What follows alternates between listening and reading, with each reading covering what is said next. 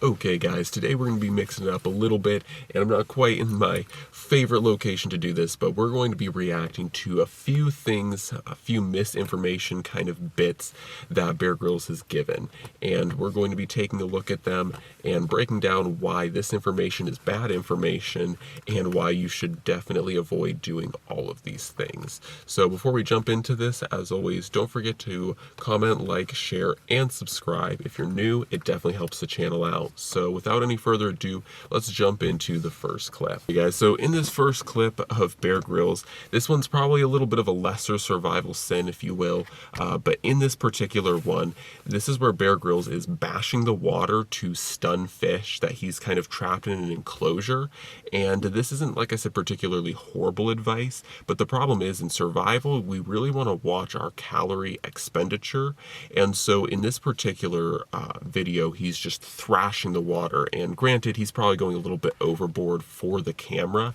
but if you have fish in an enclosure that's reasonably small, it would be far easier to just take the same stick that you're using to bash the water and just fashion into some type of spear or jig and just stab the fish. And in fact, in this same compilation video, a little bit further down, he actually does spear a fish, and so it's kind of counterintuitive because he's showing in one scene he's bashing the water to get the fish, and in the next one he's properly spearing a fish, which is more what you would do in real life because it's far easier to just thrust into the water as opposed to smacking the water very vigorously.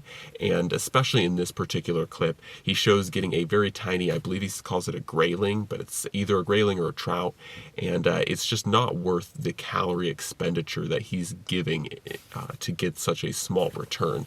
So I would definitely recommend, instead of bashing the water to get the fish, just fashion the same stick into a small spear and or jig and just stab the fish that way. And it's a far better way and it'll work out much better for you.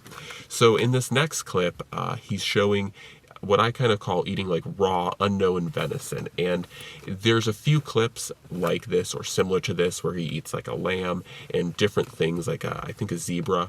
And I just picked this one in particular to go with this theme that it seems like Bear Grylls finds a lot of unknown just happens upon dead animals, and I wanted to dispute this because this is a very it's not like this could never happen, but the reality is that in a survival situation, you are not going to just happen upon dead animals. Animals do die in the wilderness, it is true, but not very many of them do, especially without someone or something taking that animal down. So you're not very likely to happen upon dead animals just being a, little chest of meat for you. And even if you do, like in this particular situation, it's in the winter, and if you were to find something like a dead caribou in the winter, you definitely can't eat it raw because one, it'll be frozen, and two, raw meat is not a very good idea to eat. Even though I will say wild raw meat is usually safer than commercial raw meat, it still is an animal and it can still carry pathogens, especially if it's birds or fowl.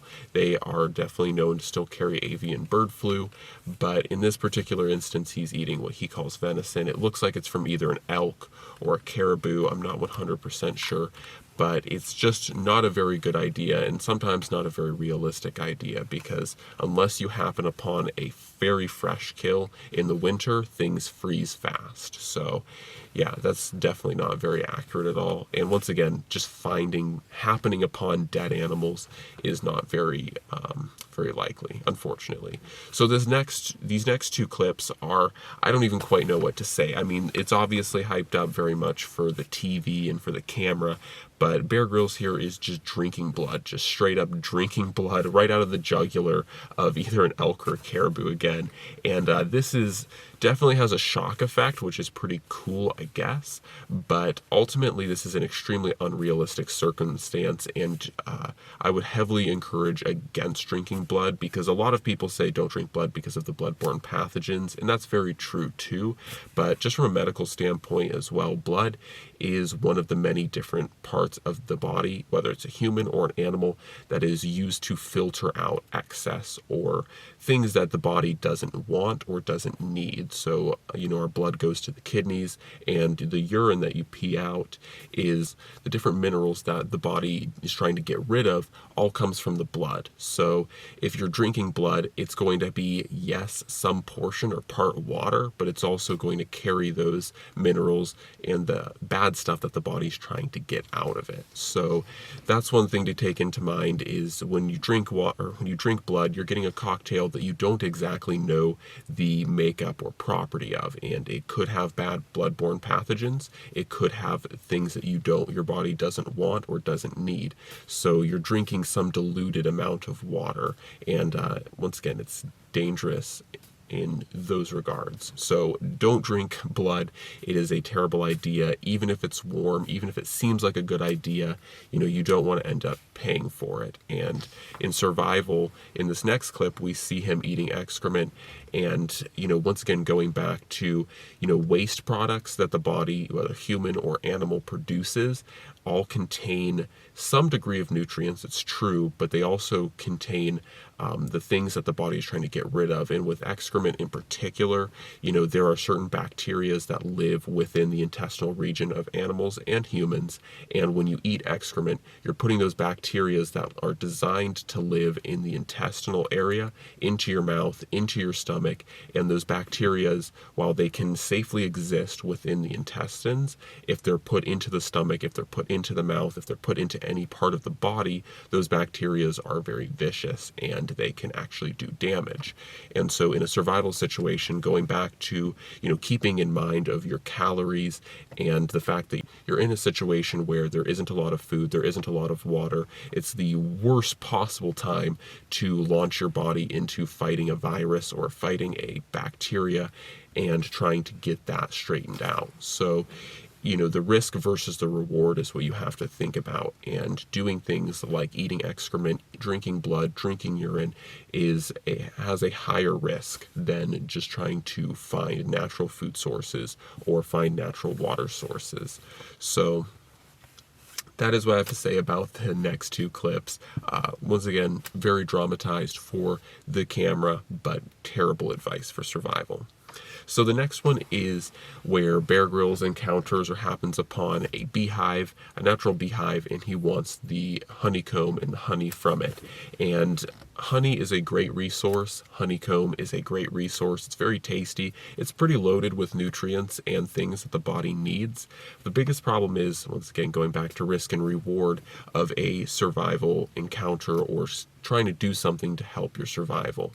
And I think that from one perspective, a lot of people are allergic to bees and will go into an anaphylactic shock if they get stung by bees or too many bees. Getting one bee sting, you might be okay. Getting 10 bee stings might cause anaphylaxis. And if you don't have things like epinephrine, if you don't have things like albuterol or Benadryl, you're going to have severe issues. And without those types of antihistamines, if you go into anaphylaxis, you'll die in a survival situation. So plain and simple, it's dangerous in that regard. And once again, a lot of people don't know if they are allergic to bees until it's too late. So I would never risk going into anaphylaxis to get some food, because the body can live, about 2 to 3 weeks without food.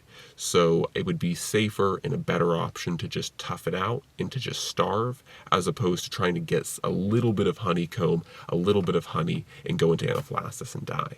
So that would be my kind of, initial just reaction to seeing bees, trying to go after bees without the proper equipment and in a type of survival situation.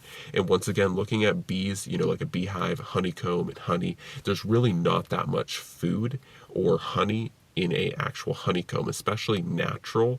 Like when you find a beehive out in nature, our farmed kind of human produced honey and honeycombs are far more efficient, and they're designed that way. But if you find natural beehives, they do not have as much honey or as much honeycomb in them. And so once again, you're putting yourself at a considerable risk for a very little gain here. So that's just kind of my initial thoughts on that and why it's a terrible or really crummy kind of survival advice. So the last one here, I know this one's been covered by quite a few people doing other similar videos, but this is where Bear Grylls kind of breaks down an example that happened to some hiker, and it's where Bear Grylls encourages you to throw a pack at a bear and to let the bear have the backpack and for you to just run off. And this is really crummy advice, and other people have broken it down too, but once again, you know, you don't want to throw your backpack at a bear. You know, you don't want to give the bear whatever survival equipment you have. It's just putting you at a disadvantage. And first, I also have to say, this is definitely not a real life encounter. This is not a wild bear. This is a trained bear that he encounters in the wilderness, and I'm not even sure if it's really the wilderness. This could be some back little lot of woods behind some studio in LA. You know, like this is probably not the real woods that he's in even.